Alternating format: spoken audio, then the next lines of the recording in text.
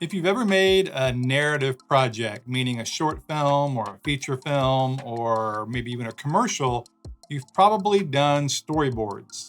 Storyboarding can be kind of tedious and kind of tricky, and I've done it myself on various projects. And for the longest time, I would usually just sketch something with my hand, and I would only do action scenes. I wouldn't do every scene in a movie. It was just too much work. And when you're doing independent stuff, you don't really have the budget to do that. But now using an iPad or even an iPhone, there are a lot of great apps you can use to do storyboards, even if you can't draw.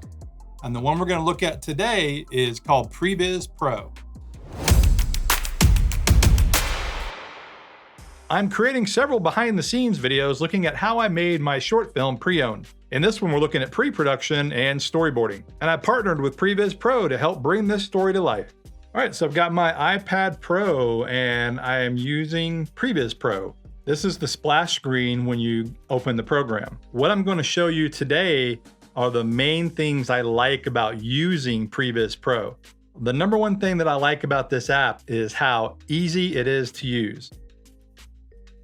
These are the storyboards I created for my short film, Preowned. I'm just gonna skim through these real quick.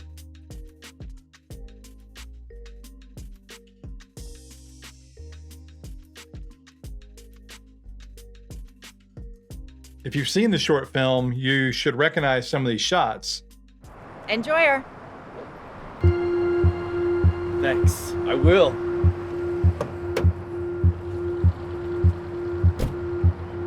And I actually went in and storyboarded the entire movie. All 17 scenes in the short film are shown here in the storyboards.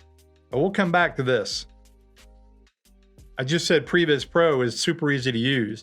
And one thing that makes it really easy to use is that if you write in Final Draft, you can import your script from Final Draft.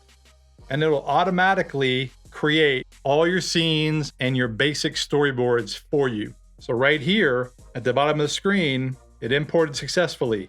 Pre-owned shooting script, 17 scenes, 3 characters, and then it has the various scene headers and etc. there. And so that is so incredible and makes this thing so fast and easy to use. I almost can't tell you how awesome that is.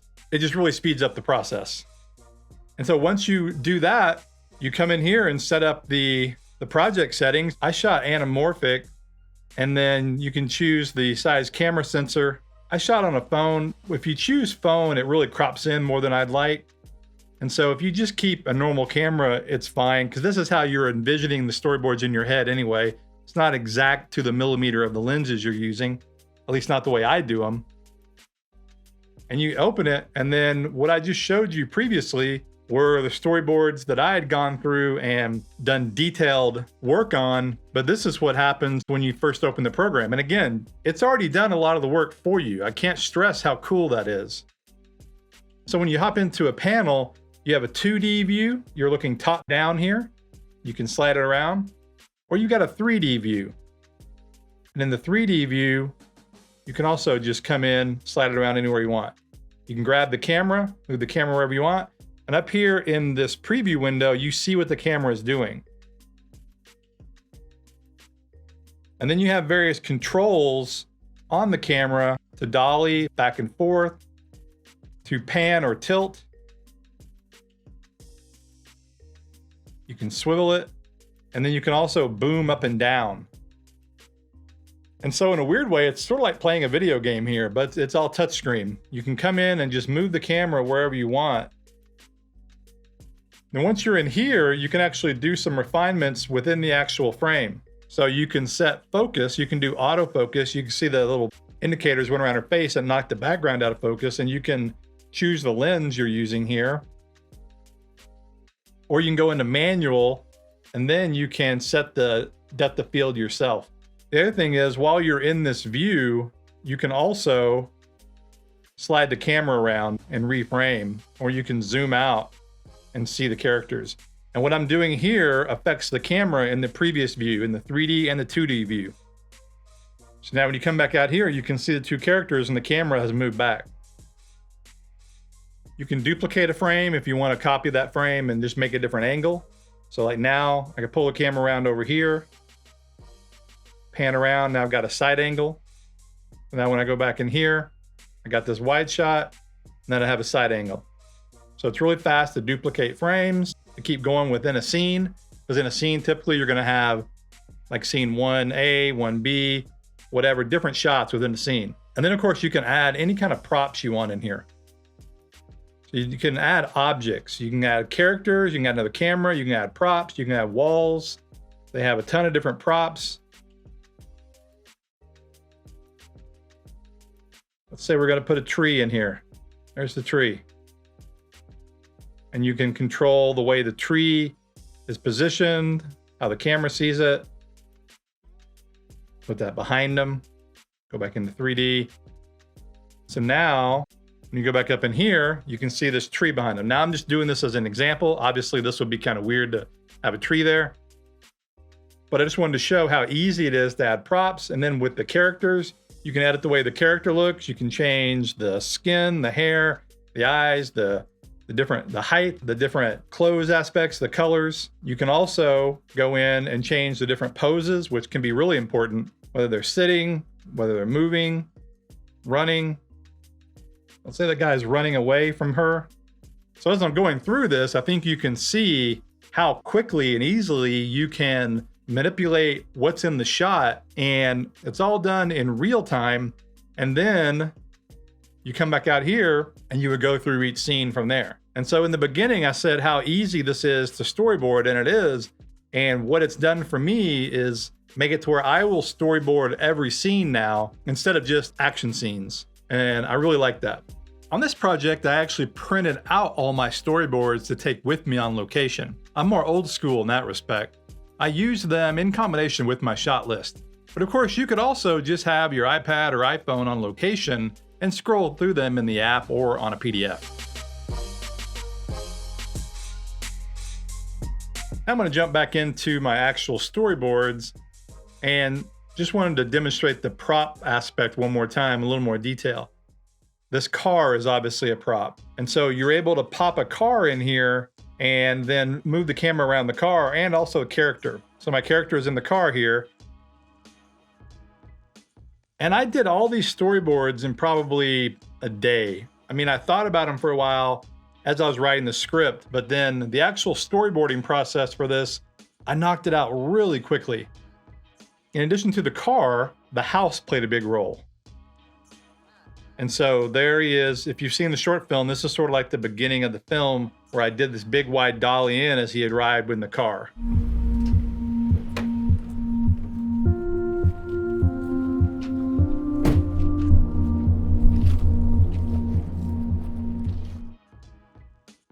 And the great thing is, again, once you have those props, you can cut and paste them and use them repeatedly throughout all the storyboards.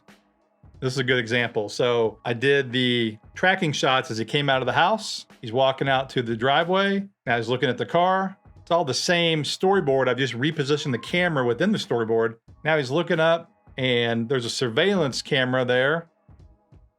These are all the various shots, and there's a POV of the surveillance camera looking down at him. And then this is a shot of him looking at a phone. This is like a background plate. I didn't actually put the phone prop in his hand. Here's the main storyboard. You can see all these shots are done in the same setup. The camera's down here. Now the camera's shooting across the car. All I'm doing is moving the camera around, changing the focal length, and reframing the shots. And so it makes it so easy within one scene to create multiple shots. Now this is a sequence I've used quite a bit in the marketing of the film. This is the salesperson and this is the main character, and it's his car he bought. I shot this a little bit differently, as you always do, but this is her talking to him. In the actual film, instead of being so low, I raised the camera up and shot across the door. She was down on the ground looking at the seat in the beginning. Here's the side of the seat.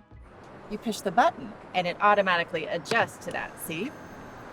Yeah, I mean, yes, it's working. But I mean, what about the stereo? I mean, that's weird, right?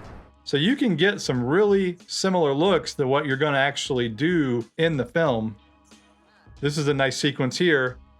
I have the camera up above the car. He runs out and then he runs into the yard, and the arrow indicated here as the camera dollies into him. I was on a gimbal. He looks back at the car. He looks into the car. If you haven't seen the film, these are some spoilers here, so be sure to check that out if you haven't seen it yet. And now he's looking at the car because he hears something in the trunk. And now he goes back to the trunk, and this is him looking up into the trunk. And that's actually a photo I took in the actual location to help sell it here for the storyboard. And speaking of photos, the other thing that this app can do, and I didn't actually use it on this particular project, it has an AR feature that can really, really up your game when you're doing location scouting and previs for your movie. These sample shots are from the guys at Previs Pro. It really shows how you can place your characters in real-world locations, real-world environments using AR. And this is something I will definitely use on a future project. Previs Pro is a professional app, and while it can be great for hobbyists, it's really for you guys that are more serious about making films, commercials, digital series, etc. They have several different ways you can pay for the app, including student pricing. I would suggest doing the lifetime. It's a one-time fee, or you can do annual. But the one-time fee is just like buying a piece of software for your computer, and you get to use it forever. No subscription or anything like that, and you get the continuous updates. And speaking of a computer, if you have a newer Mac with the Apple Silicon chip, you can now use Previs Pro on that too, which is pretty cool. This really does make storyboarding easy, and I really recommend trying it out. Thanks again to Previs Pro for partnering with me on this project, and thank you guys for watching. Be sure to check out the short film if you haven't already. Link is in the description. This is Blake Calhoun. Please like, subscribe, and I will see you in the next video.